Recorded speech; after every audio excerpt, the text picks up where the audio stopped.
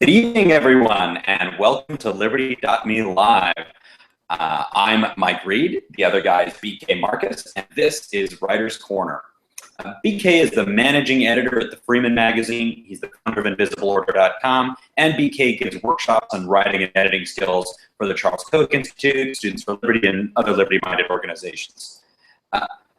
When BK and I were getting ready to talk about this subject for tonight, our background in stories came up. And I've been thinking that the appeal of stories as a way to communicate ideas is actually why I ended up taking my university degrees in anthropology instead of philosophy. It just seemed like a more exotic, exciting way to get at the same questions about human nature. It's human nature questions philosophy with more spears and cannibalism.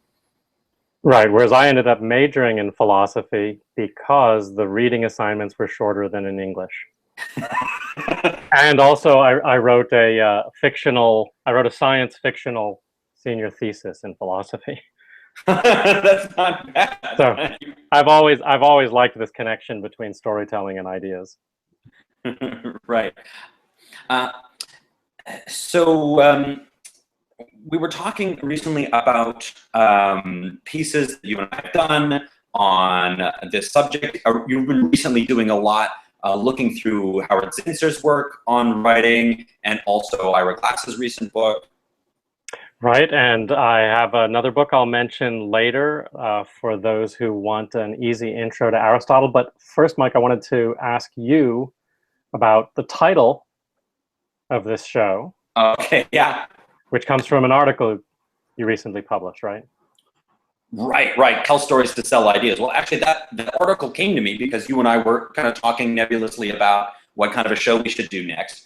And then I was looking at some of the publishing successes of one of our clients at Invisible Order, the Future Freedom Foundation. So recently, the Future Freedom Foundation, which is a venerable libertarian organization headed by Jacob Hornberger, has got 3 of its books in the Amazon's top 100 in their category, which is really nice to see. And I'm just delighted by their success. And I started thinking, like, why are these books doing so well? I mean, Future Freedom Foundation's got something like 10 or 12 other books out there, and these ones are just way up the charts compared to the rest. And I was trying to figure out what made these ones stand out. And I realized all 3 of these are these are Kennedy assassination focused books. So they're all really focused, and they all have to do with this specific story that everybody already kind of knows, this story of kind of betrayal and murder and almost kingship, mythical kingship in Camelot at the highest levels of American society. And so I noticed that these books actually started selling, this kind of trio of books, each of them actually started selling quite well before Triple F even advertise them at all, before we put out anything on, no blog posts, no paid advertising, no nothing. And people were just picking them up and selling them and then reviewing them nicely and recommending them to your friends. And so I was trying to figure out why these books are so successful and why people are buying them. And it occurs to me that in each of the cases, the books are really about kind of a specific, concrete, a visceral story. And of the 3 books, the 3 are Regime Change, JFK's War, and then the Kennedy Autopsy. And of the 3, the Kennedy Autopsy has been by far the most consistently successful one. I think at the time I wrote the article, it was number 33 in its category. I don't know what it is today. Maybe it's 30, maybe it's 35. But the Kennedy Autopsy is so precise, and it opens with it opens, as you say, in media res, like right in the middle of the story, where there are Secret Service agents in the Dallas hospital with Kennedy's dead body in front of them, and there's a pathologist, the Texas pathologist, is saying, by Texas law, when a murder is committed here, you have to let me do an autopsy. And the Secret Service agents are pulling out their guns and not so subtly threatening this guy and saying, we have orders to take this body out of here, so don't stand in our way. And so he really opens with this striking scene. It's puzzling and it's exciting. It's dangerous, and it's got this this exciting kind of cadaver there, the body of the president. And the author is Hornberger. And the author is Jacob Hornberger. And he's using the in medias res opening, the opening in the middle of things, and then That's right. He opens in the middle of things. He says, this is one of the most astonishing events in the history of American law enforcement. And he just focuses on this one event. And then he backs up and says, why did this happen? Why did these guys want to get the body out of there so fast? And then he kind of backs up and does the whole rest of the book in enormous detail. I have a thought about the subject matter of Kennedy, but let me ask you first, which of the books is doing best? The autopsy one? Yeah, the Kennedy autopsy. And do you think that's the one with the strongest narrative structure? Yeah, I think so too. Because when you first talk about the books that are doing well being about Kennedy, one might think, oh, that doesn't necessarily have to do with stories. That has to do with people's interest in this particular event. Right. But people were really interested in the Kennedy family and the Kennedy administration well before the assassination, and they turned it into a kind of fable, as you made reference to before, this idea of Camelot. This was a storied presidency well before it got to that chapter. So I suspect that even a book that doesn't take advantage of narrative structure is benefiting from people's draw to the story as a way to communicate these ideas that Hornberger wants to address. Right, and I think you're like cutting ahead like 30 minutes of the show. Because later on, I'm hoping to get this sense that there are, even when you're not explicitly telling a story, or when you are explicitly telling a small story, there are underlying almost archetypal stories that people expect to see and that you can tap into without having to say too much. And as soon as you talk about Kennedy, people have this story or a set of stories kind of packaged inside their mind, and they want to see what you're going to do with them. Right. I want to, you say archetypal, and I suddenly wish that I had a good Jung reference so that we could talk to folks about the archetypes. But you can get something very similar from Aristotle's Poetics, in which he talks about the structure of narrative specifically on stage, in the Athenian stage. And he addresses comedy, he addresses tragedy, which we would today, I think, call drama. And he talks about the epic form, which isn't a dramatic form, but he wants to talk about the ways, and he also talks about history. He wants to talk about the ways that Greeks tell stories. And Aristotle, unfortunately, is not the easiest reading. I recently read someone else saying that Aristotle was renowned at his time as a rhetorician. So he was known as a very good stylist, but the problem is we don't have his writing. What we largely have are class notes taken by his students. And so if reading Aristotle feels like you're reading an outline, that's because that's often the case. I recommend a book. It's not a particularly elegantly written book, but it's a really interesting book. And it was particularly useful for me because it talks, instead of about Athenian drama, it talks about Hollywood movies.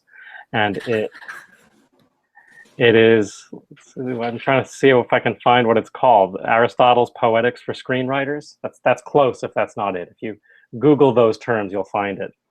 And the author quotes Aristotle plenty, but mostly explains the structure of narrative according to Aristotelian theory and how Hollywood screenwriters take advantage of that now. And if you've seen The Godfather, if you've seen American Beauty, if you've seen Rocky, it's wonderful to have those stories taken apart in this Aristotelian form so that you can see what this man was talking about thousands of years ago and how it's being applied right now by professional storytellers. Sounds like a great book, applying it to the Hollywood thing. As you know, I'm trying to reread the stories that really influenced my childhood right now, and so I'm doing The Lord of the Rings for the second time and reading a lot of it with my daughter. And I noticed that in some of the later scenes in the story, where there's a city of Minas Tirith and it's gathering all its allies to it, there's a huge, there's like a paragraph long list of like the names of allies who are coming to the city, and none of them matter. And for about 5 minutes, I was thinking, why is this in here? Why is this great writer Tolkien bothering with this? And then I remembered that's how you do it in the Greek epic. I mean, that's what you do it in the Greek epics. That's like book 2 of the Iliad that lists 1,000 ships. Exactly, the book 2 of the Iliad. And I was especially thinking of, I'm not sure where it is in the Iliad, but when they're describing the people who come to the aid of Troy, just these long lists of guys. And I'm realizing that Tolkien is drawing on those old forms. Right. And so I'm just getting the hand-me-downs. I mean, nobody's invented anything new in stories in 3,000 years. I'm just getting the recycled stuff. Well, it may be true that nobody has invented anything, but there are some innovations taking place. For instance, what Aristotle meant by a comedy, I don't think always describes what we experience as comedy now. And I think a lot of what he says about tragedy applies to writing that's being done with comedy right now. I think comedy, what Aristotle meant by comedy might have been closer, might be better translated as farce. Whereas I think that, I mean, we have these terrible neologisms like tragic comedy, but but there's a reason for them. They're trying to describe something that doesn't fit into these old categories that we're used to. So I think innovations are taking place, but it's really useful to learn the ancient toolbox. Right. But we could also talk about some more recent pieces that have become modern classics, like and have really connected to the big ideas, the themes that liberty-minded writers are focusing right now, and especially leaping to mind is almost everything by George Orwell, where he uses stories, sometimes short and sometimes extended, to get at difficult, profound ideas about social organization. Well, and what's really interesting about that particular case, I struggle with Orwell a lot because he was an avowed socialist, and when he is his most theoretical, I find him almost intolerable, even if his ideas are brilliant. Where he's fantastic is specifically where he's telling stories, and I think that's because the dramatic element for him is about authority and about being a victim of authority. And he very much considered himself anti-authoritarian, even though he tried to reconcile that with socialism by describing himself as a democratic socialist, etc. It's no surprise that libertarians are drawn to Orwell, even though he might have been horrified by that idea. Yeah, Orwell is a reminder to me that when you do straight story and you don't have that explication on it, you don't have some kind of theory explication, you're not in full control of the message people get out of the story at the end. You're reminding me, I can't remember the actress's name, but do you remember a movie from the 90s by Spike Lee called Jungle Fever? No, I do not. In the 90s, I was 12 and I was watching only Van Damme movies. So if you want to make a Van Damme reference, I'm ready. Yeah, I was going to talk about G.I. Joe, actually. Well, so maybe nobody else knows this movie either, but I found an exchange that happened between the actress and the director very telling. Spike Lee wanted to do a movie about interracial romance as a shallow and destructive phenomenon. And the white actress in the movie didn't read her character that way. She thought that her character was in love with, I believe it was Wesley Snipes. And Spike Lee said, "No, you're wrong. I'm the writer. I know what this character thinks. I know what she feels, and you're completely wrong." And what I found really powerful about that exchange is it was really clear that Spike Lee was wrong, that he isn't in control of his characters, that he didn't invent humanity, he didn't invent human motivation or emotions, and the actress might well have tapped into something that he wrote without realizing it, because he's writing about human beings. That's where the power of story is, the things that we can identify with. Right.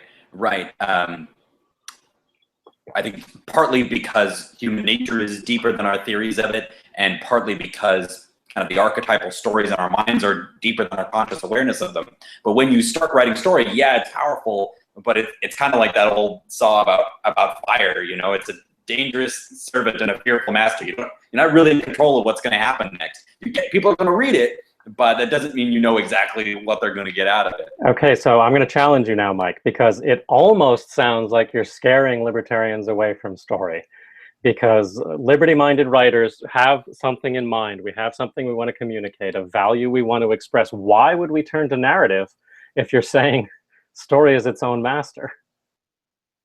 Well, I think you need to get on top of that wild bronco, or to go back to my fire metaphor, I'll try that some more. the fire is how you get people to come around and listen to what you have to say. That's how you get people engaged. They get into that mode where their mind is open and ready to learn. And yeah, it's powerful. And yeah, you're not fully in control, but it's almost a mandatory struggle. And I don't think that's really unusual for writing in general. I mean, a lot of writers have this experience that you set out to write something, but you don't know exactly what the end product is going to be until you get there. And story is just kind of, I think, an amplified version of that. Do you think libertarians are less drawn to stories than other readers?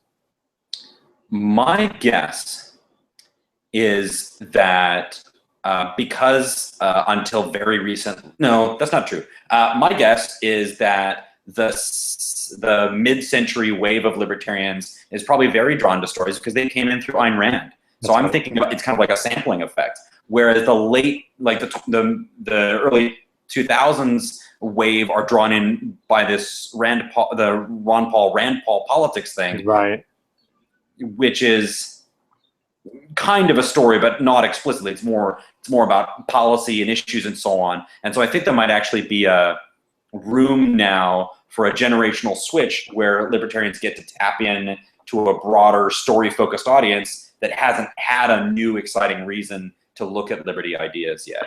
Right. My read on it, and I'm really glad you talk about Ayn Rand because it's important not to lose track of this generational effect. You're right. The people who came in to the movement in the 20th century tend to be more drawn to stories specifically because of that author.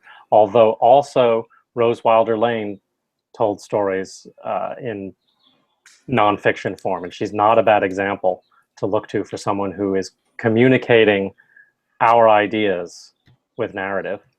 But my thought is that at this particular moment, the people who are most drawn to stories are not with us yet in terms of ideas. And so I see leveraging narrative as a form of outreach. I see it as a way to reach beyond the standard audience, or to put it in the dismissive way you often hear, to try to talk outside the echo chamber. And people don't like to be told, here's my philosophical dissertation on freedom, unless they're already converts. That's not what's going to win them over. My example. Right. I mean, please go. No, you go ahead. Well, I was going to. All right, I'll do it. I don't want to be 100% dismissive of like pure economics, pure theory kind of stuff, because that stuff has been powerful. And I said in my attempt to explain the success of Future Freedom Foundation's JFK books that in those cases, libertarian theory was an important capital good for making the book. Like the libertarian theory, thinking about individual action, thinking about the danger of government power, that's what made those stories compelling and interesting and new. And so that's important, and that depends on prior works of hard theory, hard economics. So probably everyone... So I don't want to be dismissive to that. Probably everyone in our audience knows what you mean when you talk about it as a capital good, but I'm going to ask you to explain again anyway. Sure. So when people want to go buy a book, they want the story. Let me back up. So a consumer good is something like an individual just plain wants to consume. Here's this delicious beer. It's a consumer good. I'm consuming it. That's the thing I go out and buy. Now, behind this consumer good, there's all kinds of capital goods required to make it. There's gigantic, I don't know what makes this kind of beer. There's presumably gigantic metal canisters. There's all kinds of water that goes into it, yeast and things. These are capital goods used to produce it. I don't want to go to the store and buy canisters and yeast and heating equipment and all that. Those are capital goods that the capitalist has to use to create the consumer good I actually want to buy. And in the case of some books like Future Freedom Foundation's JFK books, and like some other things we're going to talk about later, like Chodorov and Knox work, some of Orwell's work, the underlying theory is a capital good that helps them make a great, exciting story, but it's the story itself that people want to consume. That's the consumer good. They don't even really always become aware that there is some barley and some metal canisters and some trucks behind it. So that's I'm going to play devil's advocate with you here for a moment, because suppose I, as a writer, want to sell liberty. And you're telling me, no, Liberty isn't the consumer's good. That's not what you sell. Liberty is what you use as a capital good to produce stories, and then you sell the stories. Mightn't we turn that around and treat the story as a capital good for selling Liberty? Well, I think it goes back to what you were saying a moment ago about different audiences. I think Right.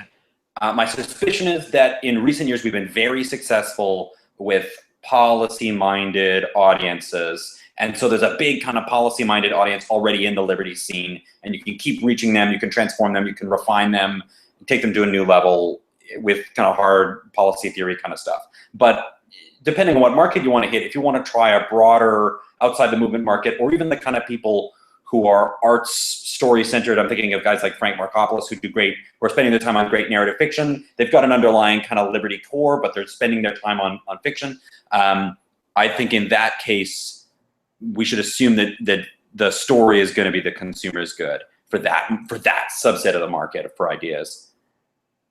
I think that the good stories and good writing in general affects the reader on multiple levels, some of them more conscious than others. And I think that this is where our capital good, consumer good metaphor breaks down, because it's clear that your beer is the consumer's good, but in a story, you're actually receiving things at different levels.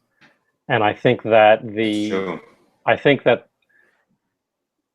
the narrative itself may be what is perceived as the consumer good, but at the same time, people might be receiving, if not specific ideas, then a way of questioning ideas that they're not used to questioning. I have a particular example of that I want to recommend, and I suspect I'll recommend the entire book, but you mentioned Ira Glass before. By the way, I talked about this book during a workshop recently, and nobody in the room knew who Ira Glass was. So I don't know how much this is going to reach our. I don't know who Ira Glass is. You don't know who Ira Glass is. You have to tell me who Ira Glass is. He is a radio host and storyteller. He has a program on public radio called This American Life. And what he did basically was he taught public radio, which is famously in this country at least thought of as a left-wing medium. He taught public radio how to tell stories rather than just reporting the news. And it became one of the most popular programs on public radio. I think he also took it to television. I'm not sure it lasted there as long.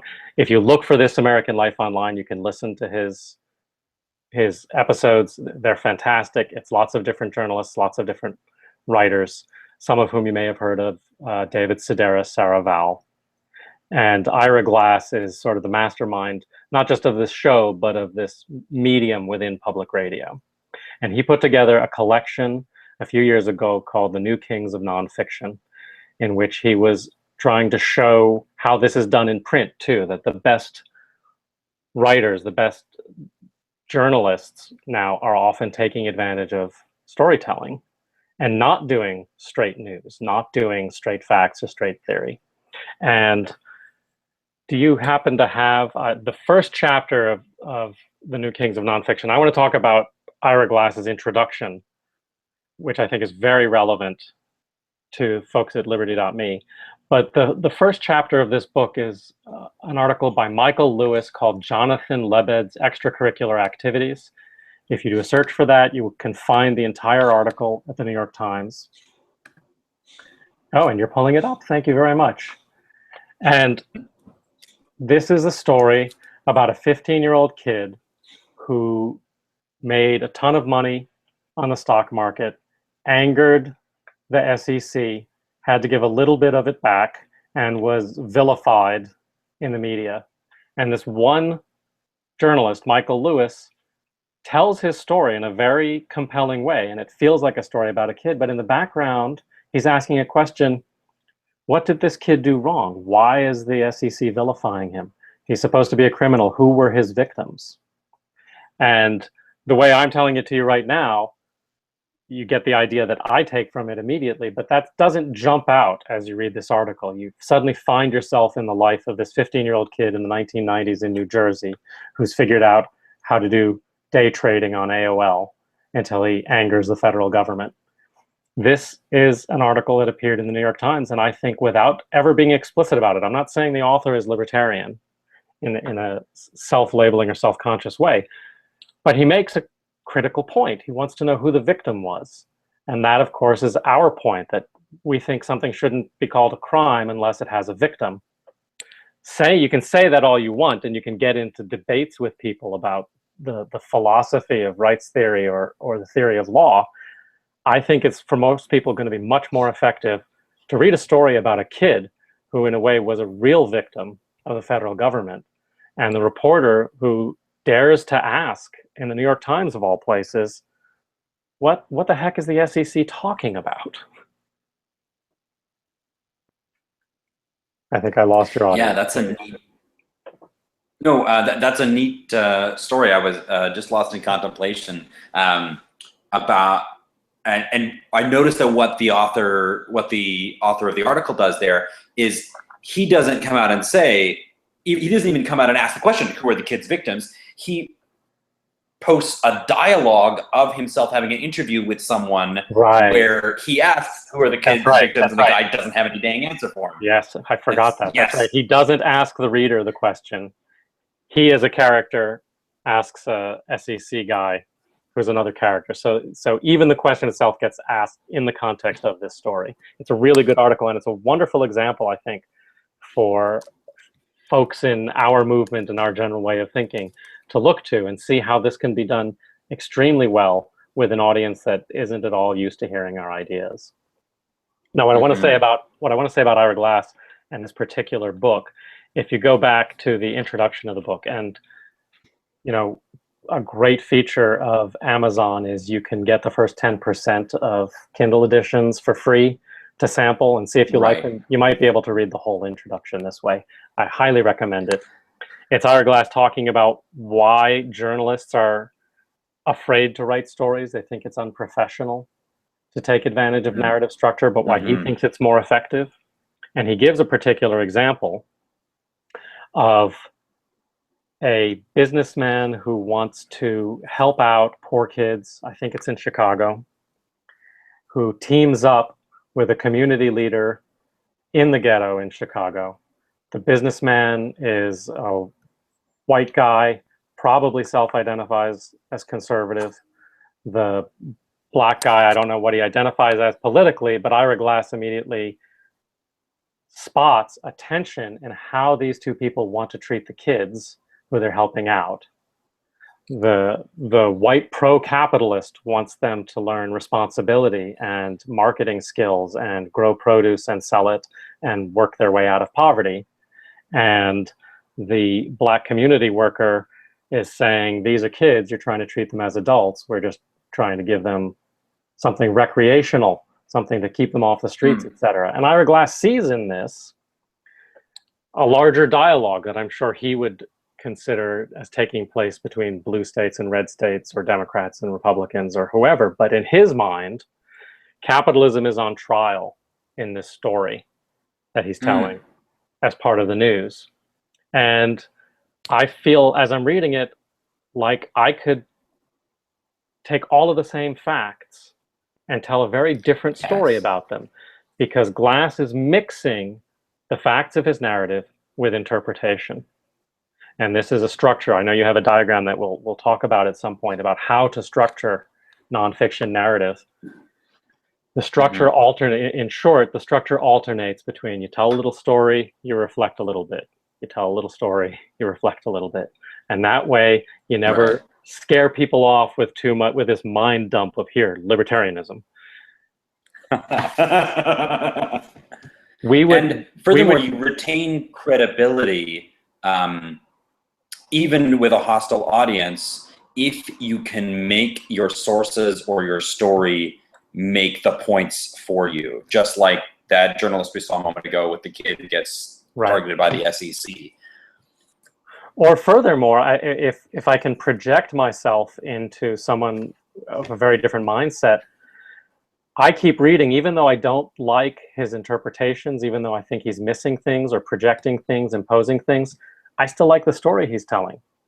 So if I don't have to take these long breaks from the story to listen to him lecture, I'll sit through a paragraph of it to get back to the story. And I think that when we are doing outreach, when we're doing outreach as writers, that's something to keep in mind, that we don't want our audience to give up and go away because they think they know what we're going to say next. If you're telling a story, they probably don't know what you're going to say next.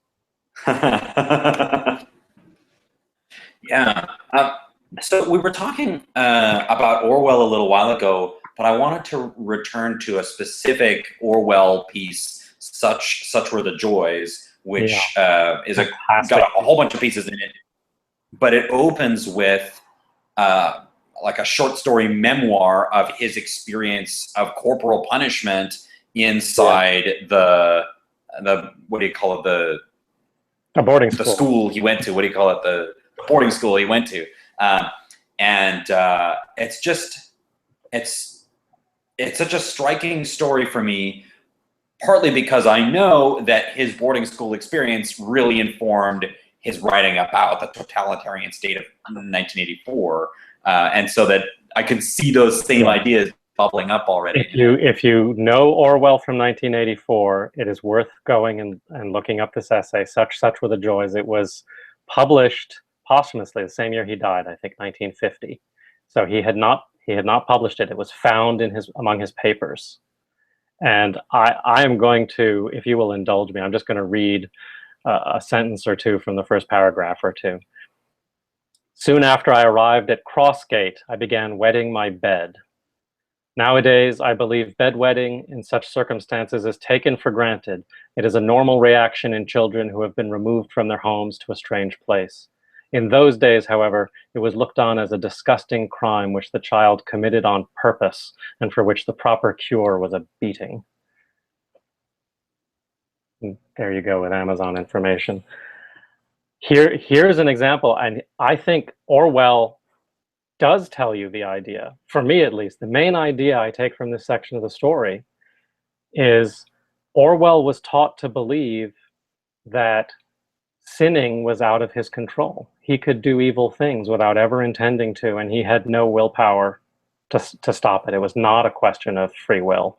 It was a question of who he was. And he ties this, being George Orwell, he ties this into the class structure of turn of the 20th century England.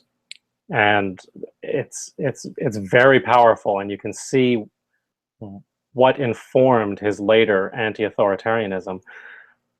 But to me, that is such a beautiful little nugget, this 8-year-old boy who doesn't question the right of his teachers to beat him for wetting the bed, because he knows that wetting the bed is a disgusting thing, and therefore he deserves to be punished for it. And I think that he doesn't have to go into his specific political interpretation of this message for us to get something powerful. Now, you and I might not completely agree with the political interpretation he gives to his own story there, but there's something there for me that's a lot more powerful. If you were to summarize 1984 for me, if you were to tell me who Big Brother was, who the government of Angsoc was, I might find it interesting. Reading the book is much more powerful. I think similarly here, telling the story of himself as a child at 8 immediately draws you into this question that I believe he wants to ask about authority. Right, and partly this ambiguity where we don't quite get the same message that Orwell puts in. I think and this connects to what we were saying earlier about stories being dangerous and ambiguous when you tell them, because you don't totally control what people get out of them. And partly that's because Orwell's telling really almost a pure story with a little bit of kind of meta narrative on top of it. Whereas the format we're usually hitting for, like the format you guys publish a lot at the Freeman, the format we see a lot on Liberty.me and some of the most successful articles, is where people take a story and mix it with interpretation. And you've got this really cool diagram that I want to show folks about how to write a story and combine it with an explanation or combine it with a theory. So let me pull that one up here. Now, what is this one from? Is this from Ira Glass? No, this is from a book called Storycraft, which I also recommend. It is specifically about how to do narrative nonfiction, and it is by a writing coach named Jack Hart, University of Chicago, Okay. University of Chicago Press, 2011. Highly recommend it. I'm assuming that some of the folks in the audience today are active writers, aspiring writers, etc.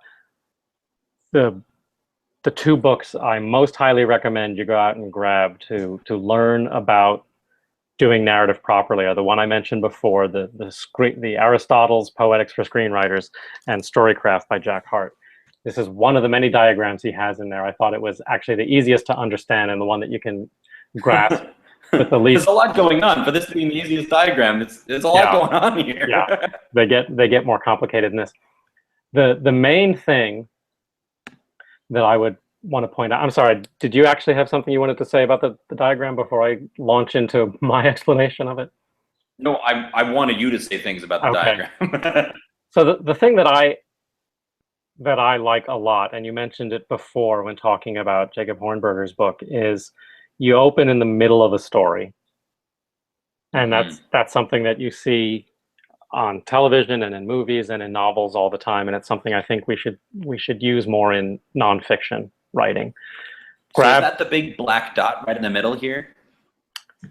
Yes, the one that says "in medias res," which just is Latin for "in the middle of things," and and then he has this dotted line that says "flashback," in which you go to the beginning of the story. And his section called exposition is where you basically set things up so people can understand. They can start to have a clue about the rest of the story you're going to tell.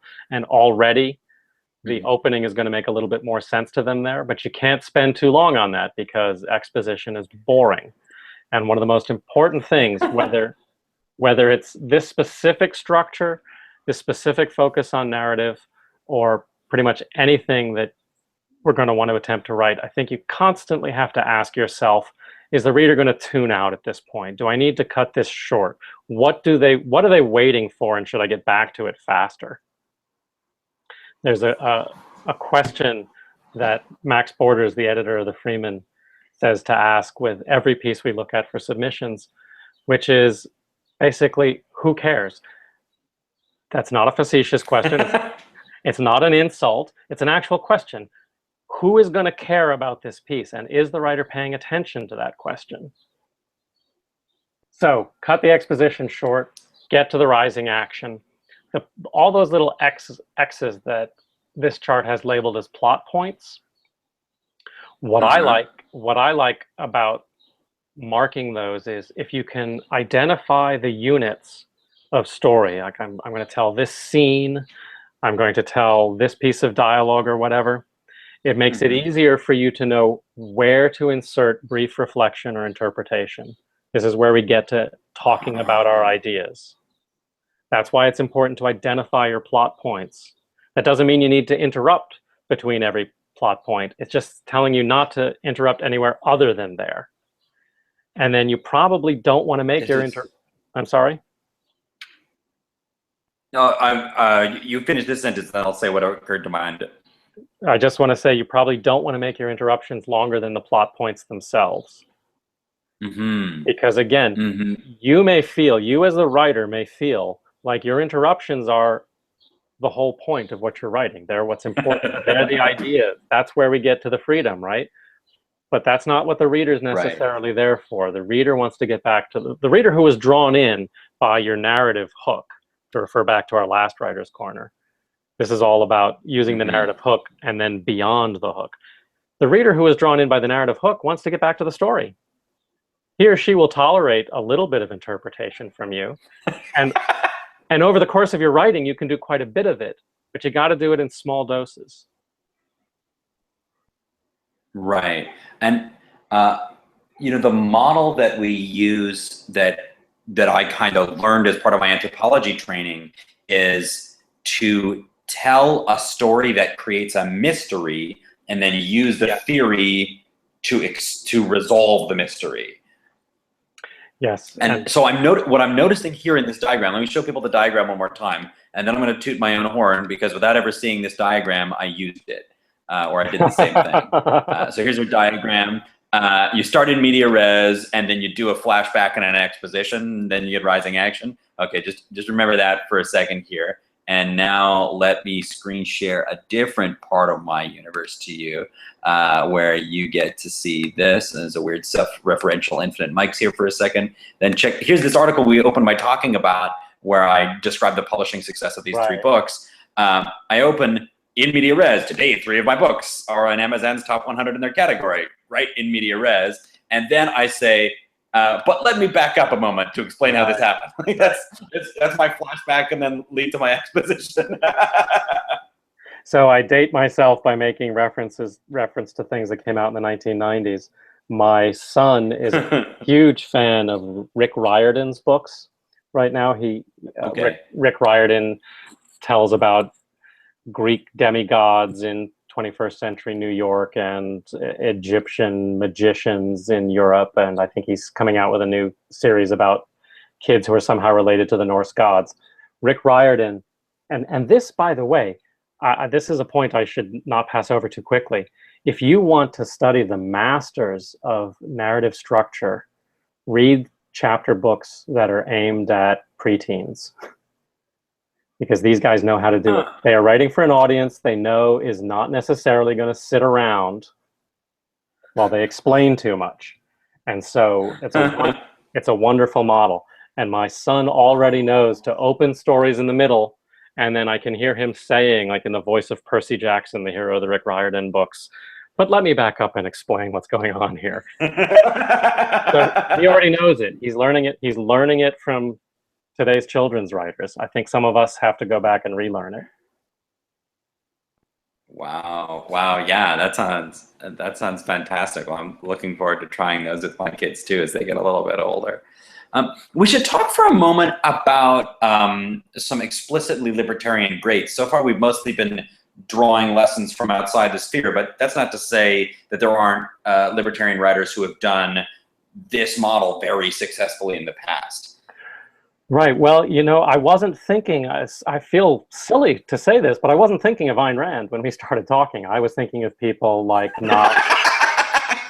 I know, the biggest example, the most popular best-selling fiction author in the freedom movement, and that's not at all who I had in mind. Maybe that's because I focus more on shorter form stuff, and so I like Chodorov very much. If you read Chodorov's essays, and we have Out of Step at Liberty.me's library, right?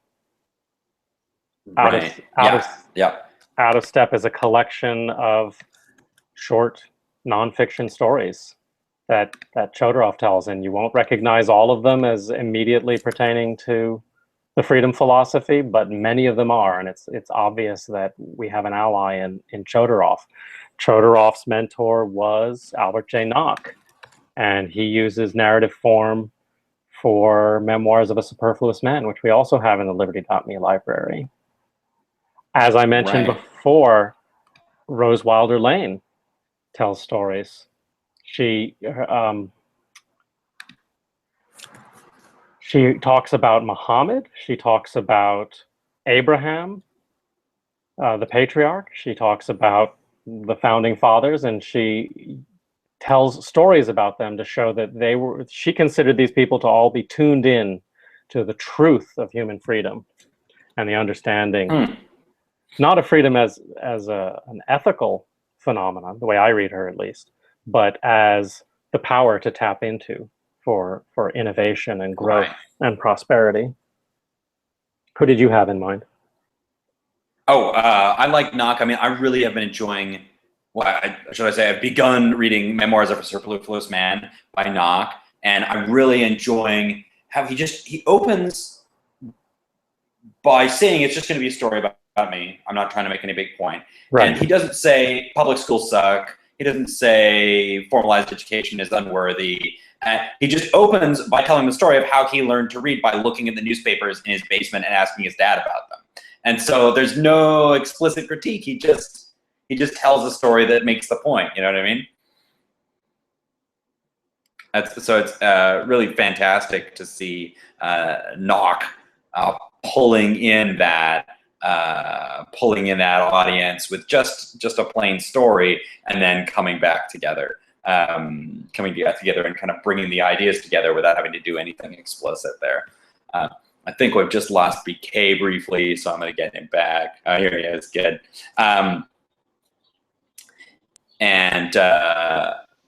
There he is. So I was just saying, BK, that it's just wonderful to see Nock tell this story in a way where he's almost saying, "Oh, not me. I'm not trying to make any political point. I'm just a superfluous man, not very important." But he really drives it home about the power of individualized, self-directed learning and so on.